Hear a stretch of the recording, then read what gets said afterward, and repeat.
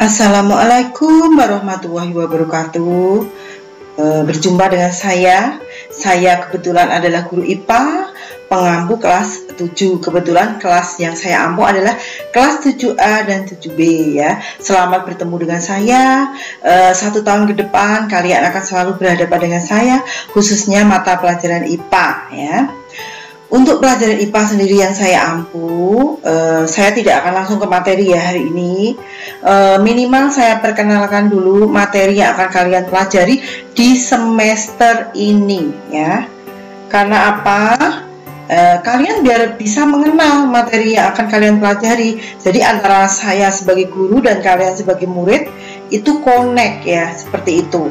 Dan untuk bukunya sendiri nanti bisa di-download sendiri, akan saya berikan linknya di deskripsi di bawah ya. Kalian bisa mendownload buku IPA kelas 7 kurikulum 2013 buku siswa yang akan digunakan di semester ini. Buku ini adalah buku wajib karena terbitan Kemdikbud yang digunakan untuk pembelajaran K13 di SMP, khususnya kelas 7. Sehingga tidak ada salahnya kalian mendownload dan mempelajarinya. Seperti yang saya bilang tadi ya, sebelum saya berlanjut ke materi-materi di kelas 7, saya akan mengucapkan dulu kalian selamat datang di SMP Negeri 8. Selamat bergabung dengan kami, keluarga besar SMP Negeri 8 Salatiga ya. Saya yakin kalian sudah mempercayakan mencari ilmu di SMP Negeri 8 Salatiga, sehingga kami sebagai guru kalian mengucapkan banyak terima kasih ya.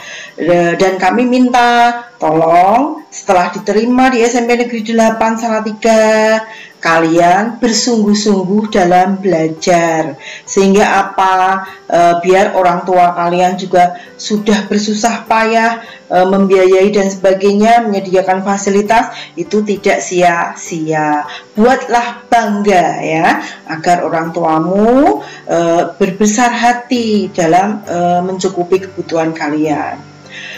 Kemudian untuk materi IPA sendiri kelas 7 ini ya, di semester dasar itu ada beberapa materi. Nanti akan kami jelaskan secara sekilas saja, karena nanti akan satu persatu akan kita pelajari di pertemuan-pertemuan selanjutnya. Yang pertama itu buku ya. Buku yang dipakai itu ini. Kebetulan seperti yang saya bilang tadi di atas, bukunya adalah buku terbitan Kemdikbud, buku wajib. Ada 2 buku, buku siswa dan buku guru. Buku guru otomatis untuk Bapak Ibu guru, buku siswa untuk siswa. Dan ini adalah yang kita gunakan sebagai pedoman dalam pembelajaran kita ya. Untuk pembelajaran kita, karena memang masih daring, saya akan selalu seperti ini ya, menyediakan dalam bentuk video ya. Nanti juga akan saya sediakan juga dalam bentuk PowerPoint-nya. Kalian bisa mendownload, bisa mempelajarinya juga di rumah ya. Kalau memang kalian itu ya kuotanya terbatas, nanti bisa saling meminjam temannya, nggak apa-apa ya, seperti itu. Temannya yang sudah download apalagi sudah ngeprint, nah nanti pinjam saja, karena saya tahu ya pembelajaran daring memang butuh kuota dan sebagainya, itu berbeda dengan pelajaran tatap muka yang biasanya. Kemudian materi-materinya adalah sebagai berikut ya. Kebetulan ini saya ambil dari buku siswa dan buku guru, ini connect. Materinya terdiri atas 6 bab ya, terdiri atas 6 bab. Bab pertama itu objek dan pengamatannya, bab kedua klasifikasi makhluk hidup, bab ketiga klasifikasi materi dan perubahannya, bab 4 itu suhu dan perubahannya, bab 5 kalor dan perpindahannya, dan yang terakhir bab ke-6 adalah energi dalam sistem kehidupan. Mari kita ikuti satu persatu. Nah, untuk mempelajari materi ini, barangkali waktu di SD juga kalian sudah mengalaminya, yaitu ada kompetensi inti, ada kompetensi dasar ya. Sehingga kita berpedoman dari ini hal-hal yang harus dikuasai jelas ada KI 1, KI 2, KI 3, dan KI 4. KI 1 adalah sikap religius spiritual, KI 2 adalah sikap sosial ya, jujur, disiplin, gotong royong, santun, percaya diri, dan sebagainya itu. Kemudian KI 3 adalah pengetahuan, itu materi yang dapat kalian kuasai. Dan yang keempat adalah KI 4, itu adalah keterampilan ya. Seperti yang kita ketahui di pelajaran IPA itu banyak sekali keterampilan, sehingga kalian memang dituntut untuk terampil gitu ya. Kemudian untuk di buku siswa ini penampilannya berbeda ya. Ini di buku siswa, ini di buku guru ya. Di sini hanya akan saya cuplikkan materi secara garis besarnya saja. Untuk materi yang pertama yaitu objek IPA dan pengamatannya, kami ambilkan peta konsep yang juga kami ambil dari buku guru ya. Ini seperti ini. Hal-hal yang akan kita kuasai di bab 1 itu ada ini ya. Ada metode ilmiah, kemudian ada pengamatan, inferensi, komunikasi. Nah, di sini pengamatan mencakup pengukuran. Pengukuran ada 2, besaran dan satuan ya. Besaran ada besaran pokok dan besaran turunan. Sedangkan satuan ada satuan baku dan satuan tidak baku. Itu yang akan kalian pelajari di bab 1. Kemudian di bab 2 itu klasifikasi makhluk hidup ya.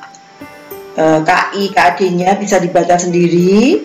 Yang jelas klasifikasi makhluk hidup adalah memberikan nama berdasarkan ciri-cirinya ya. Peta konsepnya adalah seperti ini. Nih ya. Klasifikasi makhluk hidup di sini terbagi atas klasifikasi benda dulu. Ada yang benda hidup biotik, benda tak hidup abiotik. Kemudian benda yang ini ya hidup itu dilihat dari ciri-cirinya. Seperti kalau ciri-ciri kan ciri-ciri makhluk hidup jelas, bernafas, bergerak, tumbuh, berkembang, ya berkembang biak, memerlukan nutrisi, iritabilitas atau peka terhadap rangsang.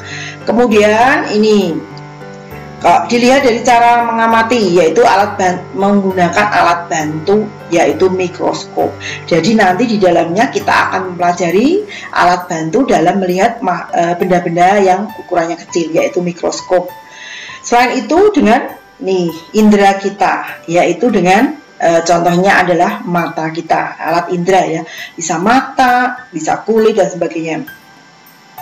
Kemudian cara mengelompokkannya itu ada kunci dikotom dan kunci determinasi. Untuk jenisnya ada makhluk hidup monera, protista, fungi, plantae, dan animalia ya. Bersel 1, kemudian bersel banyak, jamur, tumbuhan, kemudian hewan. Animalia kan hewan. Sedangkan untuk benda tak hidup atau abiotik terdiri dari unsur ya. Kemudian molekul sendiri ada 2, molekul unsur dan molekul senyawa. Dan yang kedua adalah campuran. Campuran ada 2, campuran homogen dan campuran heterogen. Ini materi di bab 2. Nah, sekarang kita menuju ke bab 3, yaitu klasifikasi materi dan perubahannya. Nah, ini meliputi, langsung aja kita ke peta konsepnya. Ini meliputi ya, ini materi. Berdasarkan klasifikasinya terdiri dari zat tunggal dan campuran. Nah, zat tunggal sendiri ada 2, ada unsur, ada senyawa. Kemudian campuran sendiri ada homogen, ada heterogen. Kemudian berdasarkan sifatnya ada 2, kimia dan fisika. Fisika sendiri dibagi menjadi 3 wujudnya. gas, cair, dan padat. Sedangkan berdasarkan perubahannya itu juga dibagi dua, perubahan fisika dan perubahan kimia. Nanti akan kita pelajari secara mendalam satu persatu. Sekarang langsung ke bab yang keempat, yaitu suhu dan perubahannya.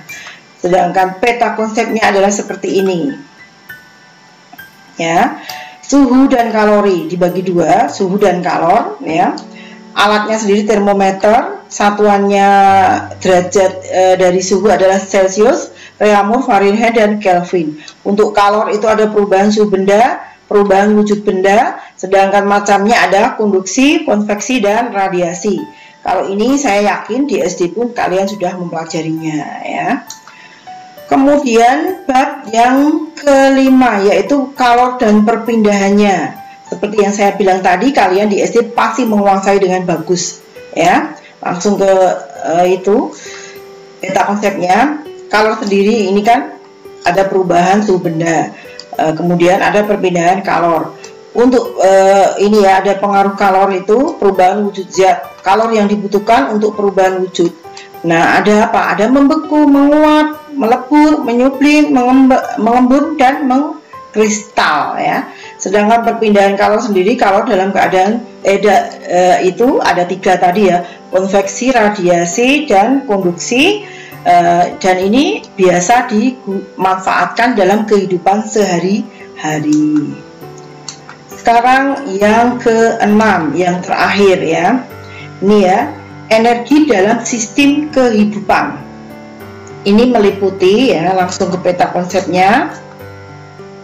Nah, ini ya, ada energi, kemudian ini terbagi menjadi kemampuan melakukan, itu biasa disebut usaha, nanti akan kita jumpai di kelas 9. Kemudian energi mekanik dan potensial akan kita pelajari di kelas 8. Nah, untuk kelas 1 adalah yang di tengah ini ya. Energi ya, macamnya ada energi panas, energi listrik, energi cahaya, energi kimia, dan energi gerak. Kemudian contoh perubahannya, energi listrik menjadi energi gerak. Contohnya apa? Kipas angin. Energi listrik menjadi energi panas, contohnya setrika listrik. Energi listrik menjadi energi kimia, contohnya fotosintesis. Jadi yang akan kita pelajari hanya di tengah ini, yang di kelas 7. Sedangkan yang usaha ini kita bertemu di kelas 8. Energi mekanik potensial ini juga kita bertemu di kelas 8 ya. Demikian tadi paparan beberapa materi yang akan kalian pelajari di semester Gasal 2020-2021 ya. Sudah kami perkenalkan materinya, dengan harapan kalian sudah tidak asing lagi suatu saat kita menjumpai mereka di dalam KBM kita. Kalian sudah tidak asing lagi, siap mempelajari, dan saya yakin kalian pasti semuanya bisa ya. Yang jelas pokoknya harus semangat. Semangat, jangan lupa berdoa kepada Tuhan agar diberi kesehatan, keselamatan ya, selalu beruntung dimanapun kita berada. Dan minta juga agar diberi kepandaian. Untuk saat sementara paparan materi di pertemuan pertama ini saya akhiri ya. Mohon maaf jika saya dalam menyampaikan salah-salah kata. Saya mohon undur diri. Assalamualaikum warahmatullahi wabarakatuh.